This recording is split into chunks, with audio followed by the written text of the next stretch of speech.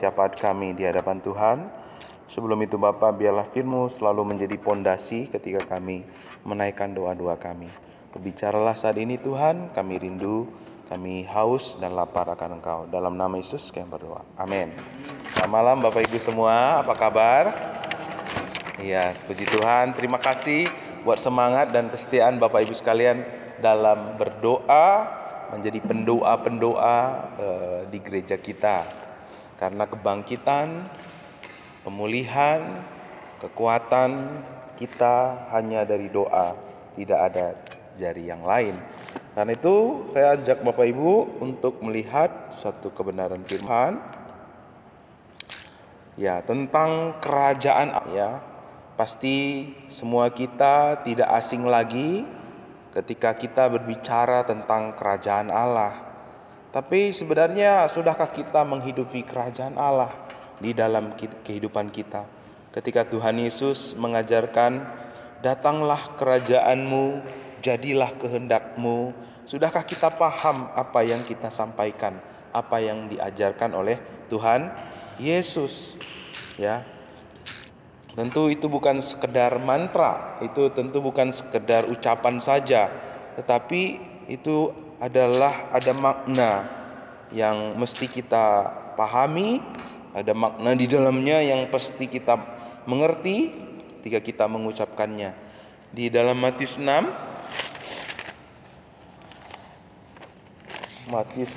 ya, kita tidak asing dengan doa Bapa kami. Kita baca ayat yang ke-10 saja. Firman Tuhan berkata, yuk yang sudah ketemu sama-sama. 1, 2, 3, ya. Datanglah kerajaan-Mu, jadilah kehendak-Mu di bumi seperti di surga. Amin. Ya. Kenapa hal perkataan atau frase datanglah kerajaan-Mu, jadilah kehendak-Mu ini posisinya ada di awal doa. Ya. Karena ini sangat penting. Ya. Waktu kita sebelum meminta, berikanlah Tuhan, ampunilah Tuhan, ya. Tuhan janganlah begini, janganlah begono. Satu hal yang harus mendasari doa kita adalah datanglah kerajaan-Mu, jadilah kehendak-Mu, ya. Ini yang menjadi motivasi kita, ini yang menjadi tujuan kita di dalam kita berdoa. Supaya kerajaan Allah dinyatakan melalui kita. Supaya kehendak Allah dinyatakan melalui kehidupan kita. Jadi, mungkin banyak orang berpikir kerajaan Allah itu di mana, Mas Andreas? Nanti setelah kita mati, setelah kita selesai di dunia ini, baru kita nanti masuk ke yang namanya kerajaan Allah. Tapi tahu nggak Bapak Ibu Saudara, bahwa kerajaan Allah itu bisa dinikmati ketika kita ada di dunia ini. Makanya tadi dikatakan, jadilah kehendak-Mu di bumi seperti di surga. Orang-orang yang menghidupi kerajaan Allah, maka dia akan menikmati hidupnya di bumi seperti di surga. Ya. Contoh kecil ya, kalau kita mencuri, berbohong, pasti kita itu was-was hatinya ya. Aduh gimana ya. Nggak tenang. Meskipun mungkin pada waktu itu kita ada duit, ada fasilitas yang nyaman, tapi nggak akan nyaman, nggak akan bisa menikmati. Karena apa? Hatinya gelisah. Nah itu namanya surga di neraka di bumi. Neraka juga ada di bumi. Jadi bukan setelah kita mati nanti. Nah, tapi surga juga ada di bumi. Kapan itu terjadi? Saat kita menghidupi kerajaan Allah di dalam hidup kita. Pertanyaan sekarang, bagaimana kita menghidupi kerajaan Allah? Jadi, saya cerita sedikit ya, latar belakangnya ya. Pada waktu manusia jatuh ke dalam dosa, ketika manusia Tuhan tempatkan di Taman Eden, di situ nggak ada neraka. Tuhan belum menciptakan neraka. Ya, tapi ketika manusia melanggar perintah Tuhan, disitulah manusia jatuh ke dalam dosa. Manusia harus dipisahkan dari Taman Eden. Harus diusir dari Taman Eden. Karena apa? Allah itu adil. Maka orang yang bersalah harus dihukum. Mulai pada waktu itu manusia mengalami yang namanya maut. Ya, kematian, harus mengalami ketelanjangan, harus mengalami malu, merasa takut, ya, harus berantem. Nah, itu semua sebenarnya akarnya adalah dosa. Harus susah payah dalam mencari nafkah, apalagi melahirkan, ya. Itu semua adalah akibat dari dosa. Tapi waktu Tuhan Yesus datang ke dunia, ya, kemarin kita belajar di hari Minggu, bertobatlah, kerajaan Allah sudah dekat, ya. Ketika Tuhan Yesus datang ke dunia, ia malah melakukan visinya di atas dunia ini. Yohanes Pembaptis bilang, bertobatlah, kerajaan Allah sudah dekat, ya. Bukan kita yang datang kepada kerajaan Allah itu, tapi kerajaan Allah yang mendekat kepada kita. Kerajaan Allah yang mendekat kepada kita. Kasih ya Pak Herman.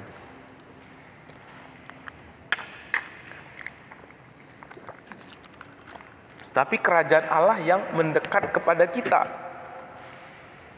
Nah, ketika itulah di dunia ini mulai ada dua, ada tadinya satu neraka, surga itu jauh, tapi ketika Tuhan Yesus datang ke dunia ini, kerajaan Allah turun di dunia ini. Memang belum secara sempurna, tapi nanti pada waktu kedatangan Yesus kedua kali, ya, Tuhan di sana datang dalam kemuliaannya, kita hidup di langit baru dan bumi yang baru, ya. Lalu waktu Tuhan Yesus datang ke dunia, ada satu tempat, ya, di situ kita memang masih ada di dunia, tetapi kita bisa mengalami surga, kita bisa mengalami kasih kerajaan Allah di dunia, ya. Nah, jadi datanglah kerajaanmu ini bukan usaha manusia untuk menjadi seperti yang Tuhan kehendaki, tetapi bagaimana kita menerima kerajaan itu di dalam kehidupan kita, ya. Kerajaan Allah, Tuhan Yesus bilang, bukan soal makan dan minuman. Artinya bukan soal berkat, bukan soal mujizat, bukan soal doa kita dijawab atau doa kita belum dijawab Tuhan. Tapi bagaimana kita punya hati, punya kehidupan, ya, ketika kita menjadikan apa yang Tuhan sudah selesaikan di atas kayu salib, apa yang Tuhan Yesus anugerahkan kepada kita, ya, lewat kematiannya di atas kayu salib, apa yang Bapa anugerahkan kepada kita melalui anaknya. Ia mengutus anaknya supaya kerajaannya datang kepada kita. Bagaimana kita menyadari bahwa anugerah Allah itu adalah segalanya dalam hidup kita.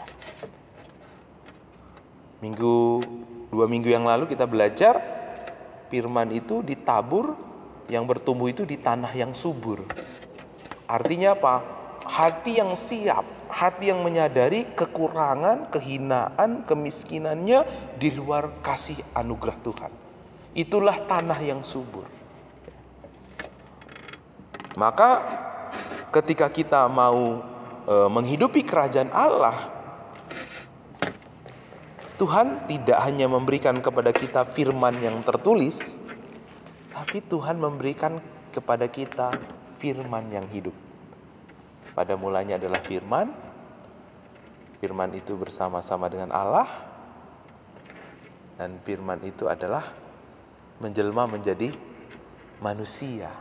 Dan firman itu tinggal di antara kita. Dia disebut Immanuel.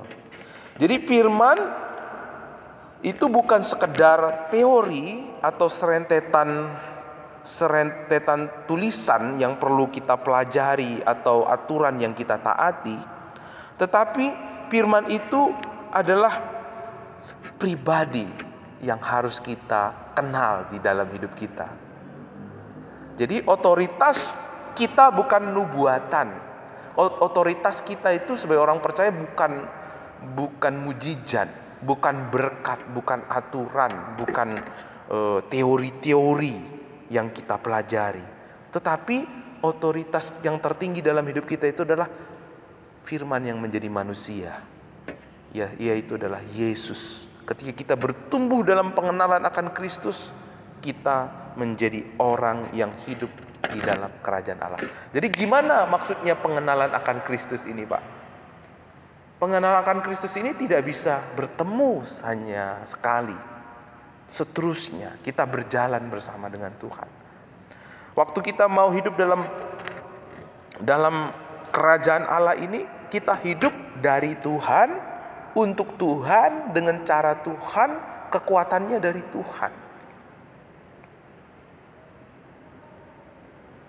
Ketika kita hidup, meskipun kita beragama, berbuat baik, rajin, saleh, tapi tujuannya dari kita, caranya dari kita, kekuatannya dari kita, sumbernya dari kita. Nah, semuanya ini sebenarnya bukan membangun kerajaan Allah, tetapi membangun kerajaan sendiri. Pada waktu kita nggak sesuai dengan keinginan kita, pasti kita meninggalkan. Pada waktu tidak sesuai dengan harapan kita, pasti kita kecewa.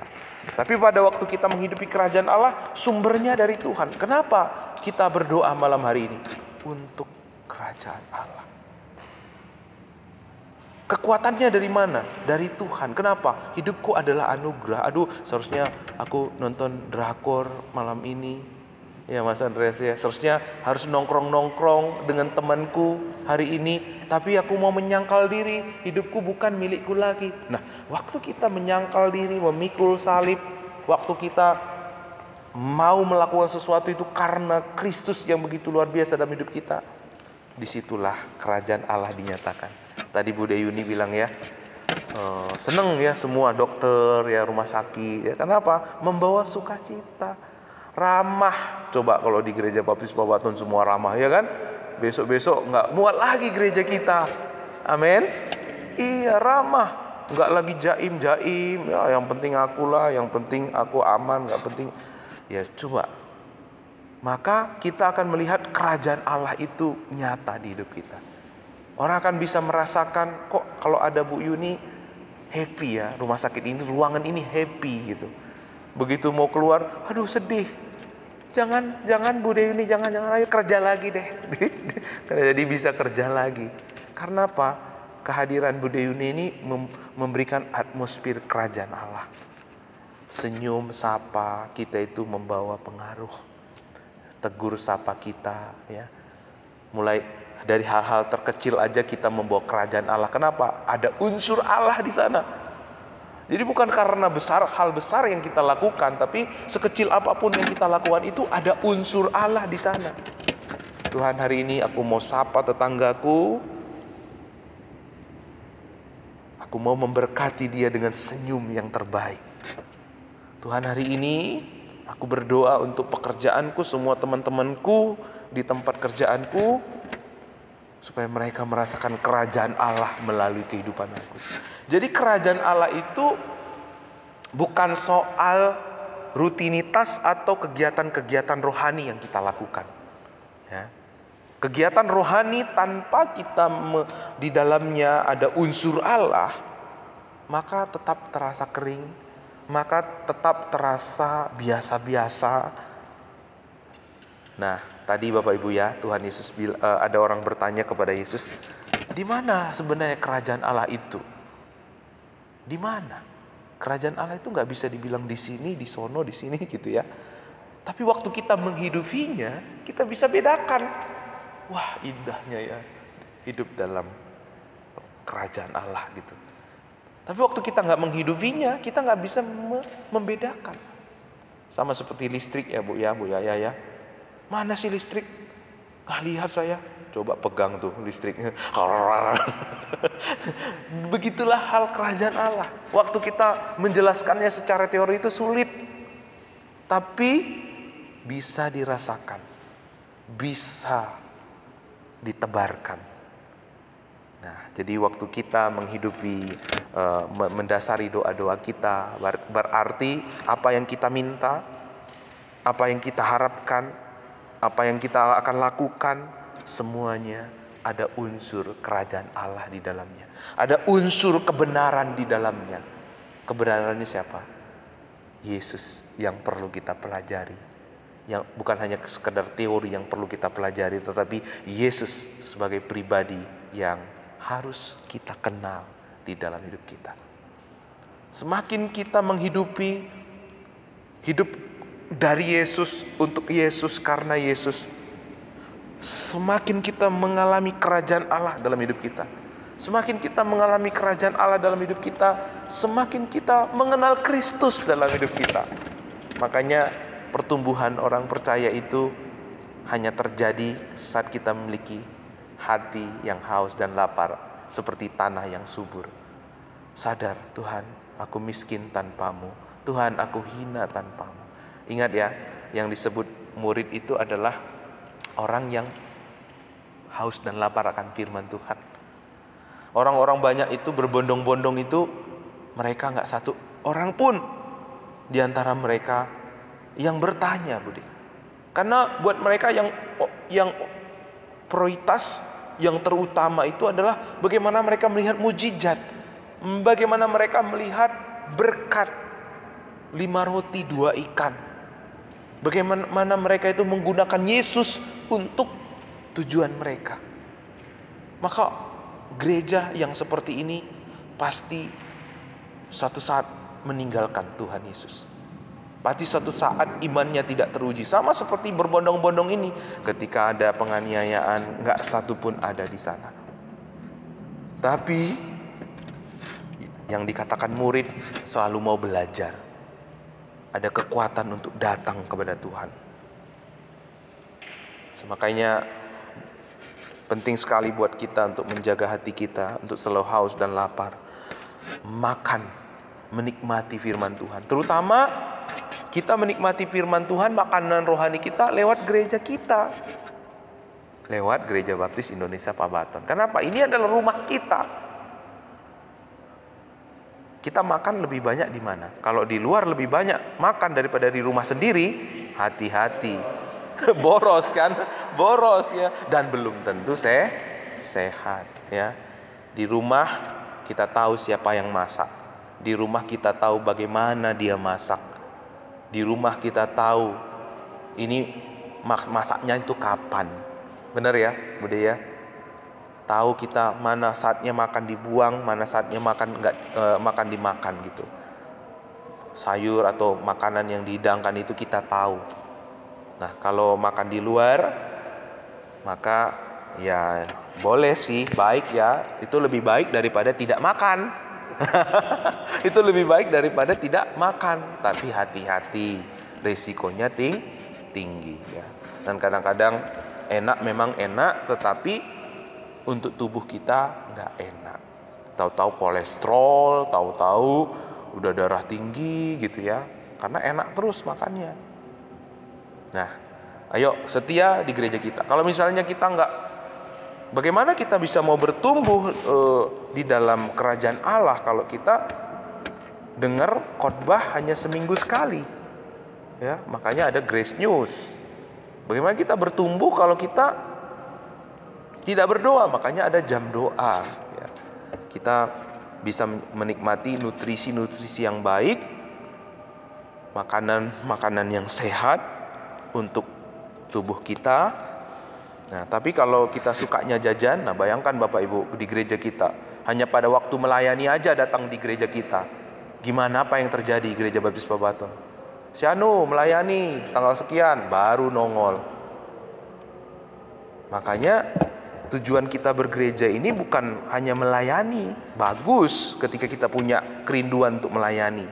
Tetapi pelayanan kita itu harus didahului dengan hati kita sebagai seorang murid. Jiwa kita sebagai seorang murid yang mau tertanam, yang mau dibangun, yang rendah hati mau belajar. Nah, saya mau tanya Bapak Ibu, kalau kita mau menjadi pemimpin, bisa nggak kita menjadi pemimpin yang baik kalau kita nggak pernah mau dipimpin dengan baik? Halo? Bisa nggak kita jadi pemimpin yang baik? Nah, apalagi anak-anak muda ya, dipersiapkan untuk jadi pemimpin yang hebat di gereja ini. Kalau kalian menjadi pemimpin yang hebat di gereja ini, di luar sana pasti kalian dipakai Tuhan luar biasa. Makanya anak-anak Tuhan itu banyak jadi kepala ya. Tapi harus di gereja dulu dilatih gitu. Nah, ini Mbak Jati ada, Bu dosen ada, Bu Risma ada ya. Kalau kita mau menjadi pengajar yang baik, kapan kita bisa menjadi pengajar yang baik? Saat kita mau menjadi murid yang baik. Nah, kalau kita nggak pernah mau menjadi murid yang baik, semau-maunya, yang penting aku pelayanan, nggak penting belajar, nggak penting apa dengar kata pemimpin otoritas, nggak penting ngikutin apa sih kata pendeta itu, oh cuman ngomong aja gitu ya. Tapi kita nggak mau dipimpin, maunya mengambil satu posisi tapi tidak dibekali dengan karakter Kristus, dengan kerendahan hati. Nah, bagaimana kita membangun kehidupan kerajaan Allah? Sedangkan kerajaan Allah itu nyata saat kita memiliki apa, saudara? Penyangkalan diri. Saat kita memiliki pikul salib dalam hidup kita. Kita berkata, hidupku bukan milikku lagi, tetapi milik Kristus. Yuk, kita sama-sama yuk menghadirkan kerajaan Allah di Gereja Baptis Babaton. Kalau di Gereja Baptis Babaton saja tidak ada kerajaan Allah, bagaimana kita membawa kerajaan Allah di tempat kita bekerja? Bagaimana kita membawa kerajaan Allah di keluarga kita? Bagaimana kita membawa kerajaan Allah di tempat kita bermain, tempat kita nongkrong?